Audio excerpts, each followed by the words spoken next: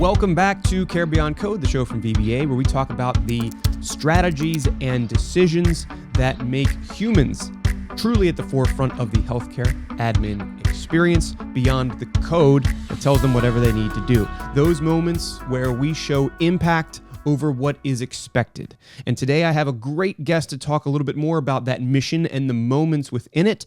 Jessica Vander Zanden, SVP of Operations and Member Experience at Network Health. Jessica, thanks so much for joining us. Thank you so much for having me. I'm excited to be here. Tell us a little bit more about the mission of Network Health and how that has diluted into specific mission moments. This was an interesting term that I had learned about from you prior to this.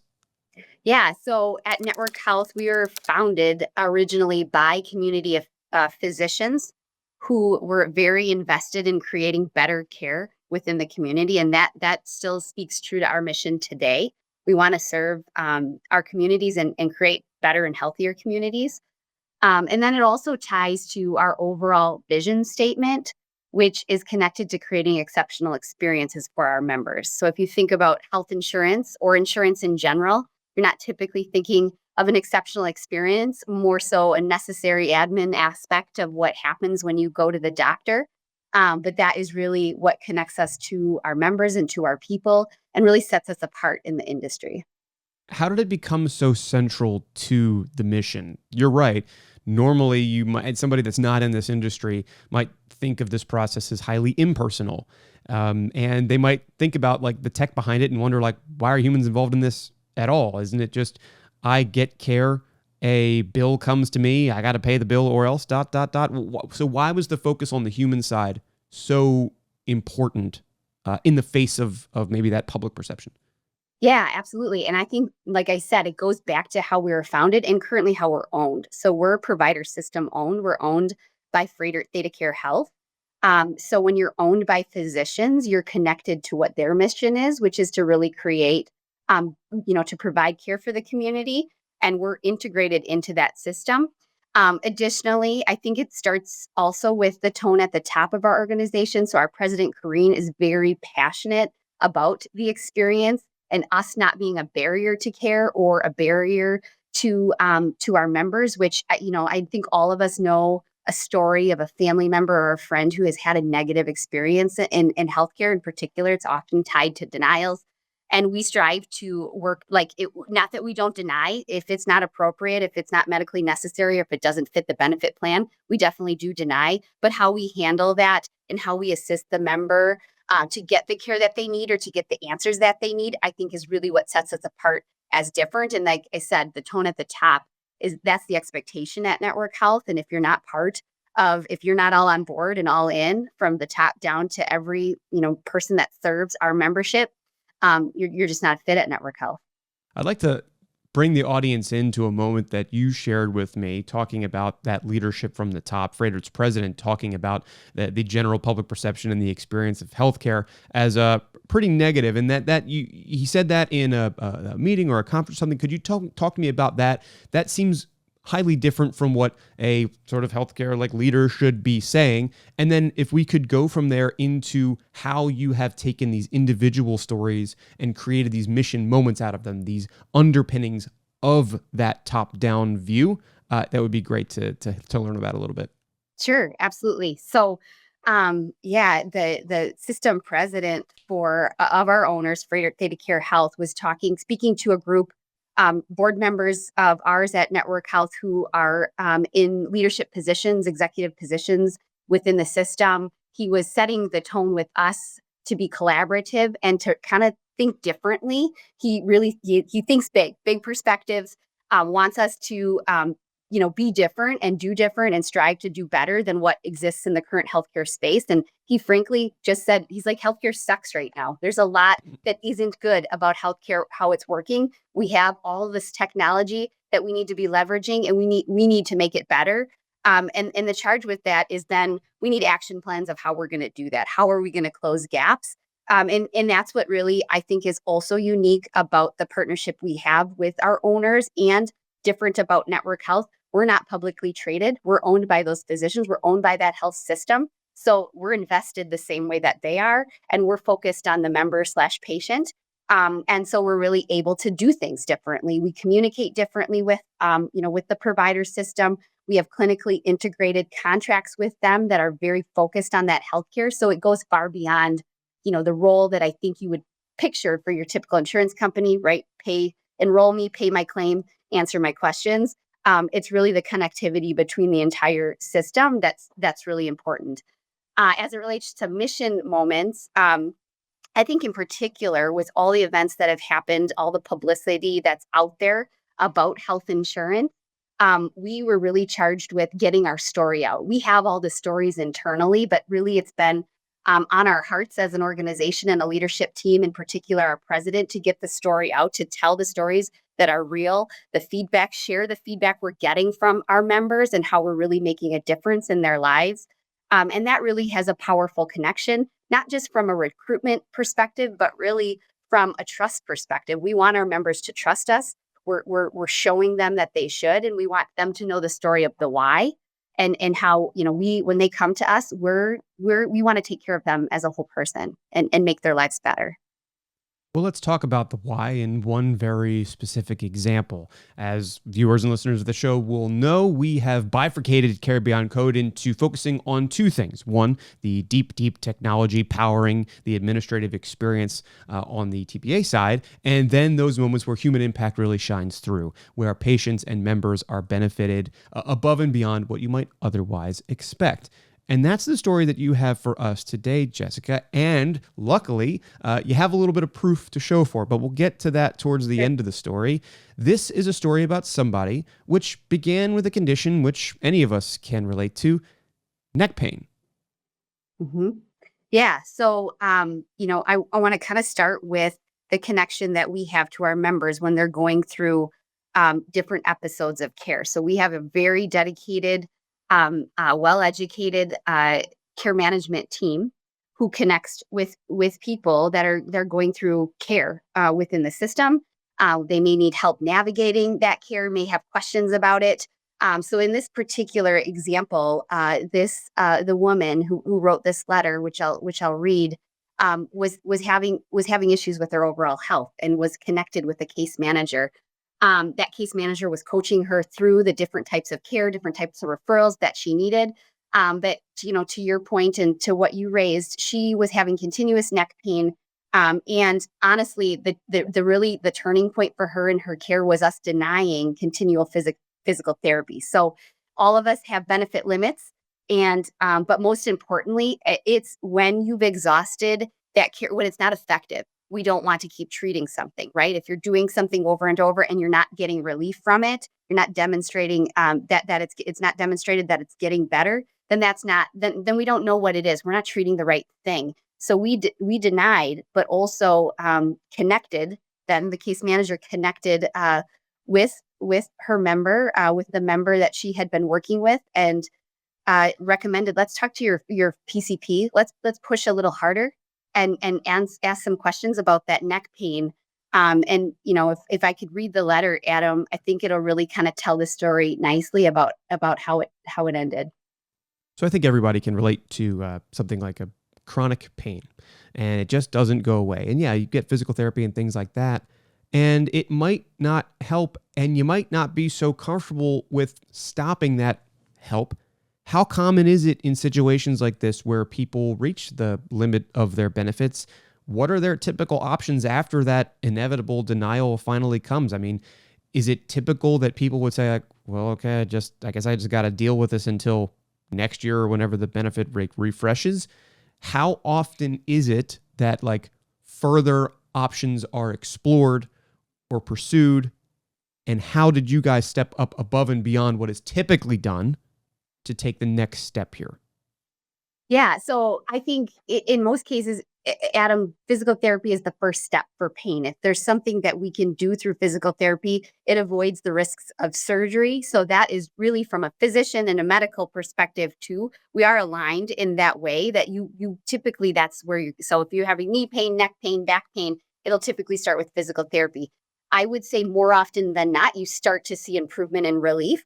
But there are cases, many cases where you exhaust the benefit and or you're just not seeing improvement. And in this case, it was actually lack of improvement, not a benefit exhaustion. But if it's not working, you might actually be aggravating or making something worse. So in which case you need to be connected back to your physician. But that there isn't much often, I should say this in the general system. And I think a lot of us can relate to situations with us or our parents or our family members, our children, where you're navigating it on your own. And in the case of network health, if you're going through some sort of episode of care, our case management team is kind of right there as like a coach to help you navigate some of those points, to help you with what's a better way to explain this to your doctor? How can we help advocate for you? And that is really what happened in this particular case and happens in general. We want to be there for the member. We want to help them through. It isn't easy. It isn't easy. The system isn't set up to make it very easy. And we all have complex conditions. And in this case, it was kind of a complex situation. Like it wasn't known what the pain was for. It must not have been a strain. I think there's some assumption that that's what it is. And this particular individual had been seeking regular care. It wasn't from not going in for, that can happen too, where folks neglect getting their physical routine, which we recommend that everybody does. And that wasn't the case in this scenario. So something's not right. And so the case manager from Network was able to coach this member to like, we're going to get to the bottom of this. Therapy is not the answer. It's not working. At least it's not working right now, right? Because you're not getting relief. In fact, in some cases, she would have higher pain after physical therapy. So yeah, that's where it was like, let's get to the next level. Let's keep asking questions, but we're not going to keep covering this because this isn't working for you, yeah. And I'm guessing that's in a lot of cases where members are just people on the street might echo the sentiments that you had said at the top from Freightert's president, which is, this sucks. Why am I not getting better? Why isn't this working for me? It's worked for so many other people. And as a matter of fact, and now I'm getting denied. And look, the public perception might be that that's where the case sort of ends. And in this case, obviously, it did not. We're going to get to the bottom of this. And that ended up being a good decision. What was that intervention like? And what was the process from going back in front of somebody to figuring out the real cause of this neck pain? Yeah. So in this particular case, the case manager encouraged the member, in fact, helped her to get reconnected with her PCP to ask specific questions about diagnostic care. So what else can I be doing to identify the root cause of this pain? Physical therapy's not working. What else can we do? What else can I be looking at? So that then drove forward the need for an MRI, which then helped identify the root cause of that pain, which actually happened to be cancer. So that started her cancer diagnosis, which, incredible to know early in cancer. Cancer is a horrible, scary thing. Again, many of us have been touched by cancer, but I think the one common thread is the earlier the diagnosis, the better the outcome. So this helped the woman involved get diagnosed and then obviously start treating. Therapy wasn't going to fix what she had going on. And this was the extra link that she needed connected. So it's really, it's a sad story that she is diagnosed with cancer, but also a beautiful outcome that now they began to treat the cancer, treat the right problem, and to be able to connect the dots and help her be connected to the care that she needed is really what we want to do. It's not about transaction. In health insurance in general, I think it's very thought to be transactional, right? Like I said, it's enrollment into the system, pay my claim, cover what my benefit rules say. And that's kind of what is seen as our role. But we see it as much bigger. And we're clearly helping people, like in the case of this woman. So she receives this news. And now, of course, she's got a subsequent long road to recovery, treatment, certainly beyond whatever you would go through in physical therapy. You, so far, have gotten her to the point where she has now gotten this diagnosis. And thanks to your stepping in and this diagnostic care, how did you stay in contact with this particular member patient through that treatment cycle? And then, of course, I do want to get to the actual proof point here, which is her direct experience, her words. But what do you typically do there? Because then even after something like that, I might think, well, this doesn't suck so bad anymore, but now I kind of got to go it alone. Yeah. Did she though? She didn't. No. And in this case, that's where our case managers stay very closely connected and are checking in. It's a two-way street. They have access to call and ask questions, but we're also reaching out and checking in, right? Checking in, asking, following up after we know a procedure is done. They have an active case open with us, and we're walking through that journey with them, being a support system through it. And in this case, as you'll hear from directly from the member, really important and fundamental in what her journey has been, which is huge. Yeah. Yeah, let's get to that. That's the sort of the coup de grace here, because Sure. of course we've been talking, and viewers, listeners, if you're in this far, you might hear a story like this and be like, okay, they helped a lot, and what a nice bow to tie on this, but this is just them saying it. Well, in this case, we actually have the member saying it. Yeah. Would you mind helping us out with that piece, Jessica? Yes. So I'll read to you the letter we received. Dear Katie, you are so wonderful and kind. Thank you for your thoughtfulness and support. I read a book, The Gift of Cancer. Who would think that cancer could be such a gift, but it is so true. Looking back before my diagnosis, there was so much I didn't know about being a patient and having an expiration date. My entire life has taken on different meaning, and it brings me joy to be a part of a network of caring and compassionate people. Helping one another is a gift so easily given, but rarely chosen or celebrated. I would be honored to speak my testimony to whoever wants to know more about Network Health and the amazing people who work there. My healthcare journey has been much brighter and a clearer path with my friends from Network Health on my side. Again, I have no other health insurance organization that cares so much for customers and patients. You folks are amazing. I have Network to thank for denying what was becoming an endless physical therapy session for pain in my neck. I was advised to speak with my physician for a possible MRI. Lo and behold, the MRI stated suspicious for metastatic cancer in my cervical spine. Further testing later showed that the lobular cancer began in my breast and had spread to my bones in many places. I'm now adamant that mammograms are useless for women with dense breasts and shouldn't even be an option any longer. Mammograms never saw cancer for me. Thank you for helping to make Roseanne a special retiree. So this case manager has since retired. I know she loved her job with Network, and I love the opportunity to have her as my personal representative. I look forward to working with Shannon, which is her newly assigned case manager, and I am confident that my experience with Network Health will continue to be very satisfying and informative. Kind regards. Wow. Couple things jump out at me. Listeners, viewers, you might feel the same. First of all, like just the fact that you're getting a letter like that, the fact that a health group gets a letter like that from somebody thankful. I don't know how common that is. I can tell you that I've never done it, but I can also tell you I've never gone down a road to recovery like this. So that strikes me as like the fact that you have any piece of firsthand evidence here that this story was as touching and impactful as it was is great. But I also heard a little segment in there. I am thankful for the denial. Mm-hmm. Who says that? Right. I suppose somebody who has a discovery later on that the denial helped to uncover. But it is interesting what members who are given these sort of incredible odds have to overcome, and thus how important your input can be. In fact, I think a lot of people, whether you're suffering from just regular neck pain or something like a cancer diagnosis, they tend to look at this system like a real David versus Goliath.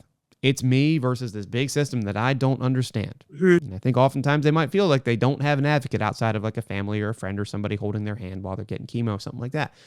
In your case, like I just want to know how you do more of this. So thank you for reading this letter. Thank you for bringing this story to us. This is, of course, one, in your words, super impactful mission moment. But of course, we have a lifetime of these moments that we need to be telling. And I have to come back to scaling stuff like this. It feels weird to talk about operationalizing care in this way, scaling stories. Of course, these are stories in some cases you might not want to scale. But how do you work as the person leading member experience to scale and operationalize this type of story? Yeah, absolutely. So it really starts with our people, right? Our people on the phones with our members, whether that's in customer service, in sales, or in case management. We are all wired the same way and focused on finding those opportunities where someone needs the extra mile from us. And, there's data that tells one story, which we also have. So we're looking for these opportunities of who needs that intervention the most. That's probably most prescriptive on the population health care management side. But just in the call center in general, there's referrals over to case management that come through that door. That customer service team is really the front door. People are calling in, asking questions. Who can I go see? Where are those trigger points? So we train our folks to be looking for these opportunities. We encourage them to take the extra time to assist a member if they're calling in and asking for something, which again, very different than the typical healthcare insurance experience. And we frankly invest more into our people that way. So larger insurance companies in particular are very focused on metrics. And it's not to say that we aren't on the phone, like how long are you on with each interaction, measuring all those things. And some of that is from a service standpoint, right? I want to make sure I have the right ratios to be able to serve all the members and to answer all those calls quickly. But from our lens, we're encouraging people to go the extra mile. So we need to have more staff available. So it's investing in that total picture. But then the outcome and where we see the bang for our buck is really in retention. We create relationships with people. Our retention rates are incredible. Once you experience network health, you don't want to leave. And so it's a win-win for us. So we invest a little more on the front end, train all of our people to be like-minded. You have to get to network health and you have to fit in that network health, or it's not the right organization for you. Which again, it's beyond transactions. And we have great outcomes from it. Our retention, like I said, of our members is incredible, but also retention of our employees is really strong too. Even in our call center, our retention rate is much higher than industry. So typically industry, 30 to 40% turnover isn't uncommon in a call center, and ours is below 10% year over year. So we often promote people we invest in people to grow within network health, and it's all part of that total picture. So it's really, like I said, I talked about it from the top earlier in the podcast and the importance of setting the tone there, but it's also really down to every single interaction with the member needs to be focused on what's best and what is needed to serve that person. And that's instilled in all of our employees here at Network Health. And of course, the way that you train the humans behind those codes to do that is critically important and reflected in the stats that you gave us. If I could speak briefly to technology for just a moment, you mentioned that you need a lot of data to figure out like where these interventions are helpful, necessary, or maybe not necessary yet. And that brushes up or can brush up, I would think, sometimes against like what the human instinct is to do, which is help as many people as possible. Of course, in some cases, the code can be cold and the care leads to a cure.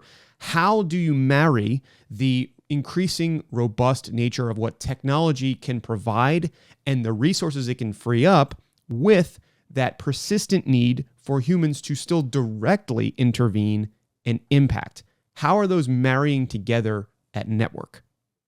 So I think, like I had mentioned, Adam, we really use data to drive how we operate. So from a staffing perspective, all of that data drives our ratios. So we're looking at call volumes. We're looking at talk time. If I'm speaking to it from a call center perspective, on the case management side, it's similar. We're looking at what are the ratios needed. What is the data showing us about the risk mix of this population? So if we have a population that has, like, for example, we serve Medicare. There is higher diagnoses in that population, frankly, because they're typically disabled or an older population, given what qualifies you to be on Medicare. So in those cases, we're using data to drive how we staff and how we inform those individuals. We're able to use that data to stratify based on experiences that you've had in the healthcare system by your claims data to determine who is most at risk for something to happen that will complicate their experience in the future. Also, on the preventative side, which is probably more important than what I've spoke to so far, we're encouraging using data to drive who hasn't been in for their physical, who needs their flu shot, who hasn't. So looking at that, if you're of a certain age, who hasn't had a mammogram, who hasn't had their colonoscopy, and we're also reaching out and connecting. And that's all data driven, right? We're looking at what has happened, what has their experience been, what do we see within our claim system, and then using that to drive how we operate and how we work. We also do leverage AI, but a little differently than what others are doing. So I have humans on. If you call network health, you're going to get a human. We in that, I believe, I'm fairly confident saying that will always be the case. That when you call network health, you will talk to an individual. That said, some of those individuals and some of what they're helping you with is powered by AI. So using that as a tool to grab information so that it's at the ready, so they can give you correct information faster directly out of our systems, it's a beautiful thing, right? Then they can be more efficient. Nobody likes to be put on hold when you call customer service anywhere. Like the worst, like put you on hold. Sometimes it's a minute, sometimes it's much longer than that. With getting that information, leveraging technology to have it at their fingertips, they can serve they can serve people better. So to me, that's using the tools that we have. Again, it's humans powered by incredible technology and data to be able to deliver what we need to our members.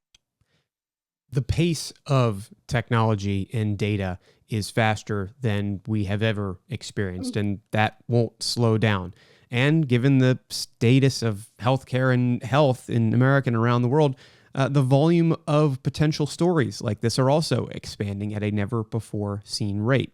With that, I want to close with a final question, which is looking from today in 2025 back a few years ago to what has advanced just in the last 5 years, and using that as a lens to determine what some of the must-haves are for the TPA world broadly in 2030 for best-in-class member experience, whether that be in operationalizing care, whether that be in the use of data, whether that be in thoughtfully weaving in tech. What must best-in-class TPAs have to ensure that that experience stays optimal?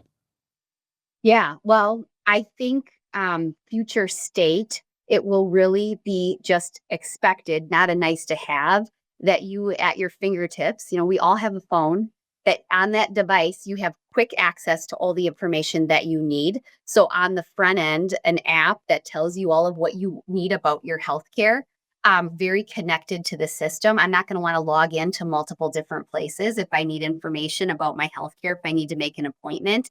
So I really see the future, in particular for a company like Network Health, is that tight integration where it's a unified experience, not disjointed. So I feel very connected. Network Health is connected to the healthcare system that's actually serving me, serving my family.